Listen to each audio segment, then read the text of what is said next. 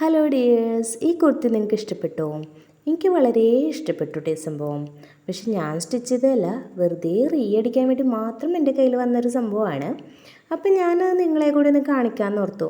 ഇതിൻ്റെ കളറും അതുപോലെ തന്നെ അതിൽ വന്നിട്ടുള്ള ആ ഒരു ബീഡ് വർക്കും വളരെ നല്ലൊരു കോമ്പിനേഷനായിട്ട് എനിക്ക് തോന്നി.